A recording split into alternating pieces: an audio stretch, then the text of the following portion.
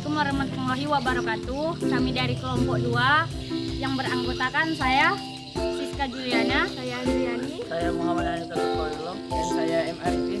akan membahas mengenai kearifan lokal budaya Batak Toba, khususnya dalam sistem pernikahan. Apa yang dimaksud dengan kearifan lokal? Assalamualaikum warahmatullahi wabarakatuh. Di sini saya akan menjelaskan tentang kearifan lokal. Kearifan lokal terdiri dari dua suku kata, yaitu kearifan dan lokal. Lokal artinya setempat dan kearifan sama dengan kebijaksanaan. Kearifan lokal adalah identitas atau kepribadian budaya sebuah bangsa yang menyebabkan bangsa tersebut mampu menyerap bahkan mengelola kebudayaan lain yang berasal dari luar menjadi watak dan kemampuan sendiri. Kearifan lokal juga merupakan ciri khas, etika, dan nilai budaya dalam masyarakat lokal yang diturunkan dari generasi ke generasi. Nah, itulah pengertian dari kearifan lokal. Selanjutnya kita akan mendengarkan wawancara dari narasumber kita mengenai kearifan lokal suku Batak, khususnya dalam sistem pernikahan. Sesi wawancara. Halo semuanya, saya Siska Juliana. Di sini saya sedang bersama narasumber kita, yaitu Bapak MR di Bataraja. Beliau ini adalah seorang guru yang mengajar di SD 003 Pulau Kijang. Kebetulan beliau ini juga merupakan berasal dari etnis Batak Toba. Halo Bapak, bagaimana kabarnya? Sehat, Ya. puji Tuhan. Nah, di sini saya ingin bertanya mengenai sistem pernikahan suku Batak Toba. Nah, Oke. dalam prosesi pernikahan adat Batak Toba, yang pertama ada yang namanya mangaririt. Apa sih Pak yang dimaksud dengan mangaririt ini? Oke, terima kasih atas diberikannya waktu. Saya sebenarnya belum atau tidak begitu mendetail saya pahami karena lama di rantau, tapi sedikitnya ya ada, walaupun tak begitu paham betul. Tapi yang dari sini tadi ditanyakan apakah itu mangaririt.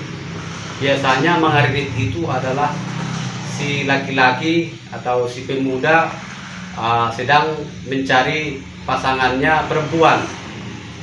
Biasanya mereka itu ya kesepakatan biasanya antara yang belum berkeluarga atau pemuda dengan pemudi itu. Jadi kalau namanya mangaririt, si laki-laki ini mendatangi si pihak perempuan, itu namanya mangaririt. Jadi mangaririt itu tuh belum tentu juga dia mau atau tidak, tapi yang jelas dia prosesinya si laki-laki mendatangi si gadis. Itu namanya mangaririt. Selanjutnya ada juga yang namanya marhusit. Nah, marhusit ini apa itu Pak? Oh, baik. Tadi ketika si laki-laki menyampaikan isi hatinya ke si pihak perempuan bahwa ada sudah kesepakatan si perempuan yang mau jadi calon istri si laki-laki tadi, kemudian si laki-laki ini menyampaikan ke pihak orang tuanya bahwa perempuan itu sudah mau dilamar oleh si laki-laki. Jadi dari pihak laki-laki itu menyampaikan utusan mengunjungi rumah si perempuan, menanyakan bahwa menyampaikan si anaknya atau putrinya dengan putra kami sudah ada kesepakatan mau melangsungkan pernikahan.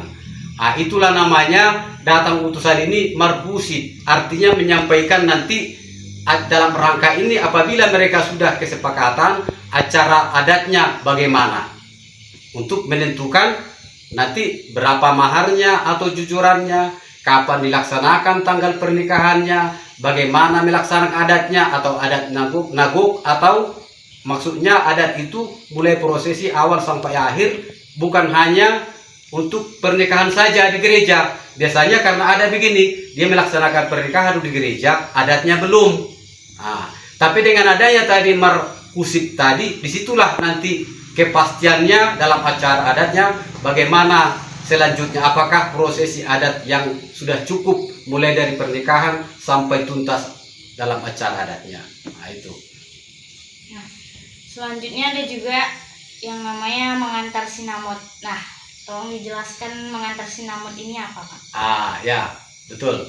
Ketika tadi sudah si orang tua tadi, utusan dari si pihak laki-laki mendatangi ke pihak perempuan, mereka sudah sepakat, disitulah disampaikan sinamot atau jujuran atau maharnya. Nah, jadi pada saat itu biasanya disampaikan kesepakatannya, umpamanya katakanlah kesepakatannya itu jujurannya itu 25 juta. Biasanya di sini disampaikan 20 juta. Dibayar cash, maksudnya ini nanti supaya dari pihak perempuan membelanjakan uang ini tentang mungkin ada pembelian deke atau ikan, ulos, artinya supaya bisa dibelanjakan dari pihak perempuan. Nanti pada hari hanya sudah selesai dalam acara adatnya, biasanya di situ digenapi ataupun diselesaikan semua yang sudah janjikan, berapa yang sudah dijanjikan jujurannya tadi. Itu namanya pengantar sinamot. Kalau mengalian tanda itu apa ya, Pak? Nah, ketika ini lanjutannya tadi, ketika mereka sudah sepakat bahwa mereka sudah menyampaikan tadi uang itu dalam prosesi adat juga itu tadi disampaikan uang itu tadi janji 25 juta, yang dibayar dulu cash 20 juta, nanti acara adatnya di belakang baru dibayar tunai. Jadi mereka tentu punya tanda, artinya bahwa kesepakatan itu tidak bisa lagi dilanggar, bahwa anaknya sudah ada yang melanggar, melamar, makanya perlu ada diberikan tanda. Tanda itu biasanya ada nanti di situ saksi yang waktu prosesi pelamaran itu ada nanti diberi itu, jadi ada namanya tanda. Itu berupa uang atau berupa kesepakatannya lah di dalam acara adat itu namanya memberikan tanda. Nah, setelah itu ada juga prosesi pernikahan atau tera pasu-pasu. Oh ya. Jelaskan itu bagaimana ya? Oh ya. Makasih. Ya memang kalau biasanya di Sumatera Utara atau adat Batak Toba itu biasanya karena mayoritas Kristen, biasanya prosesi pernikahannya itu di gereja. Jadi sebelum mereka itu mengadakan pernikahan, biasanya mereka mengadakan partupol ataupun itu biasanya itu akad nikah. Ada dari saksi pihak perempuan, dari laki-laki, ada nanti menyaksikan, ada prosesi penandatanganan. Maksudnya bahwa ini sudah mau menikah. Sudah mau menikah. Jadi biasanya itu sebelum menikah di gereja, minggu pertama ada itu diumumkan. Biasanya anak sianu dengan putri sianu akan melaksanakan pernikahan tanggal sekian. Itu biasanya 3 minggu berturut-turut. Maksudnya apabila ada si pihak laki-laki nanti ada mengikat janji dengan perempuan yang lain, supaya keterbukaan ini nanti tidak ada masalah di efeknya di belakang. Juga sebaliknya dengan perempuan. Mana tahu ada perempuan itu janji dengan laki-laki yang lain, ketika mereka mengadakan sudah pernikahan, nanti ada yang menggugat begitu. Tapi dengan adanya ini tadi diberikan ada jeda 3 minggu, tidak ada lagi, bersih sudah, itu baru masuk jenjang dalam pernikahan. Jadi pernikahan itu biasanya di gereja, pemberkatan diberikan oleh pendeta dan dihadiri oleh sanak keluarga. Nah, itu biasanya caranya. Nah, yang keenam di sini ada prosesi adatnya. Prosesi adat itu seperti apa ya, Pak? Oh, ya memang kalau diterangkan prosesi adatnya ini memang biasanya ketika sudah selesai acara pemberkatan di gereja, itu biasanya balik ke rumah ataupun ke gedung. Di sana nanti ada tatap muka dari pihak keluarga perempuan dan pihak keluarga laki-laki. Biasanya ada meja nanti dibuat keliling seperti meja bundar. Itu nanti dari keluarga dekat perempuan, dari keluarga dekat laki-laki. Itu nanti di sana prosesi adatnya. Itu panjang ceritanya karena nanti ada namanya prosesi adatnya itu mengulusi. Ulus itu adalah sejenis alat kain tenun. Mungkin kalau pernah tengok adat Batak itu ada ulus namanya kain. Itu nanti ada. Dan saya juga nanti kalau saya terangkan satu-satu ini maknanya ulus ini, ada namanya ulus pasamut, ada namanya ulus ragi. Saya rasa secara simpel aja lah bahwa prosesi adatnya ini memang ada acara sakral di sana. Dari pihak perempuan menyampaikan ulos, dari pihak laki-laki juga memberikan ulos. Prosesi makannya juga ada namanya deke atau ikan disampaikan dari pihak perempuan. Sementara laki-laki tadi sudah ada daging untuk apa sampai semua undangan, para undangan ada juga namanya itu bagian-bagiannya atau disebut dengan itu jambar. Jadi nanti makanan itu ini untuk raja adat ini, untuk penghuni ini, untuk raja adat ini. Jadi semua nanti ada prosesinya. Jadi prosesi adatnya ini memang agak unik. Agak unik kalau diterangkan terasa secara ini panjang ceritanya. Jadi secara simpel aja prosesi adatnya berarti setelah sudah selesai acara mengulusi katanya, berarti prosesi adatnya sudah selesai dan ada lagi nanti untuk terakhir. Itu. Selanjutnya ada juga Paulak Une. Paulak Une ini seperti apa itu? Oh ya, betul. Paulak Une itu artinya itu ketika selesai acara adat, biasanya pihak perempuan itu kan membalik ke rumah. Itu biasanya pihak laki-laki itu membuat ada suatu makanan untuk dibawa nanti balik.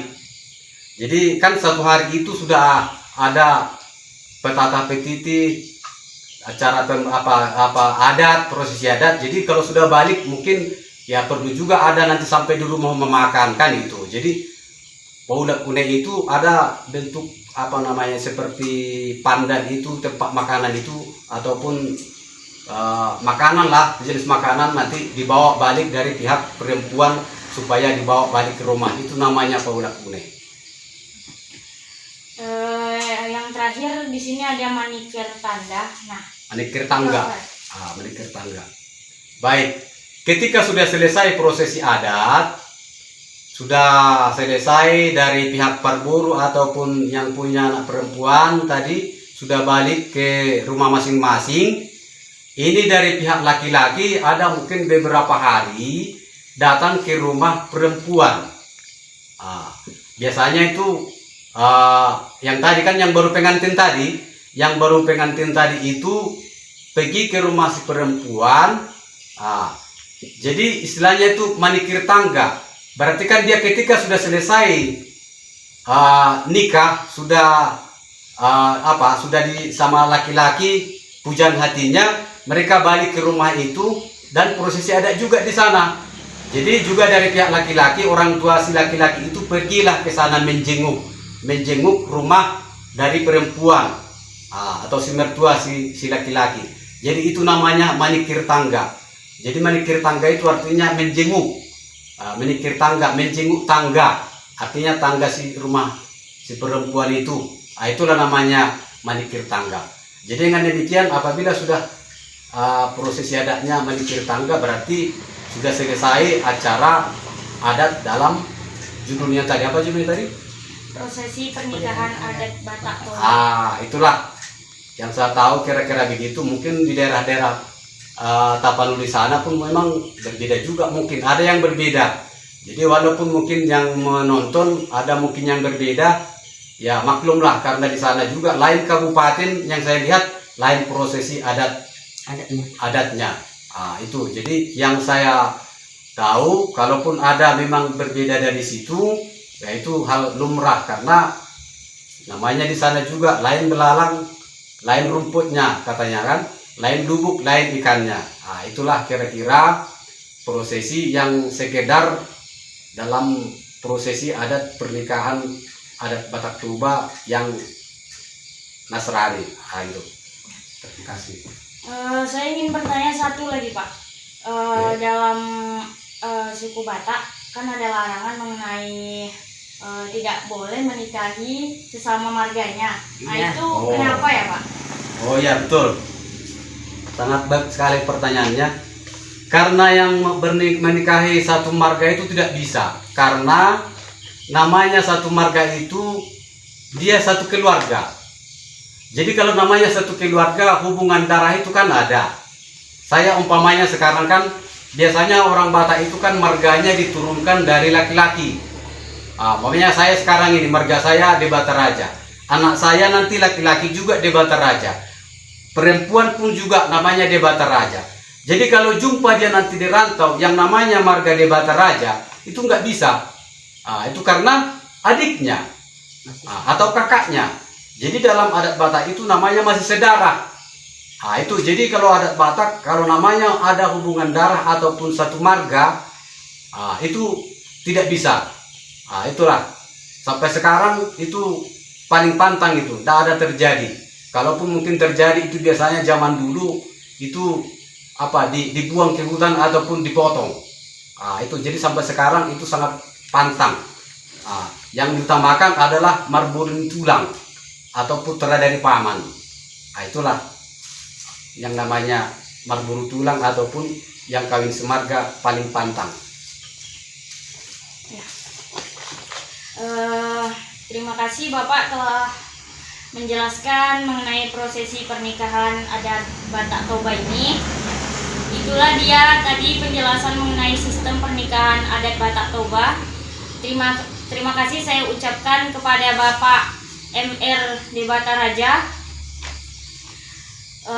selaku narasumber atas ketersediaan waktunya untuk dapat diwawancarai oleh saya. Sekian dari saya, pamit undur diri dan sampai jumpa. Nilai-nilai kearifan lokal. Nilai kearifan lokal tersebut meliputi kecerdasan, kreativitas budaya, pola kesantunan, gotong royong, kerja keras, dan percaya diri, dan norma persatuan budaya yang ada.